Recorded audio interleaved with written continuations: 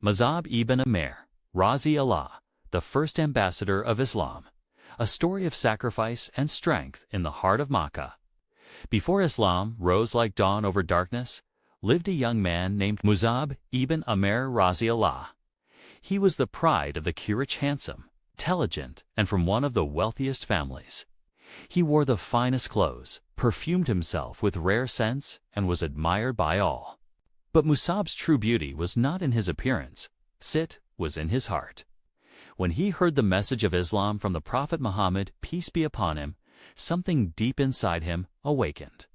Though young, he recognized the truth and quietly accepted Islam.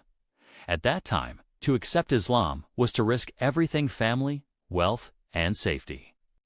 When his mother, a strong and proud woman, found out, she was furious. She imprisoned him in their home, hoping to turn him back. But Mus'ab Razi Allah stood firm. When he escaped, he had lost everything: his wealth, his fine clothes, even his mother's love. But he had gained something far greater: faith.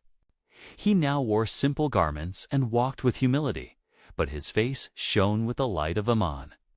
The companions would sometimes look at him and weep, remembering who he once was and what he had given up for Allah. When a group of people from Yathrib accepted Islam, the Prophet, peace be upon him, sent Mus'ab to teach them the Quran and Islam. He was the first ever ambassador of Islam, young, wise, and eloquent. In Medina, he didn't just teach, he transformed hearts. Through his gentle manners, deep knowledge, and strong character, many leaders of the Ansar accepted Islam, including Sa'd ibn Mu'adh and Usaid ibn Hudayah. His efforts helped lay the foundation for the first Islamic society. Mus'ab Razi Allah later joined the Prophet, peace be upon, in the Battle of Uhud, bravely carrying the flag of Islam. As the battle turned against the Muslims, Mus'ab stood firm, trying to protect the Prophet, peace be upon him. The enemy, mistaking him for the Prophet because of the flag, attacked him fiercely. His right arm was cut off. He switched the flag to his left. That too was cut. He held the flag with what remained of his arms until he was struck down. He died a martyr, giving his life for the cause he believed in. They didn't even have enough cloth to cover his entire body. When they covered his head, his feet were exposed.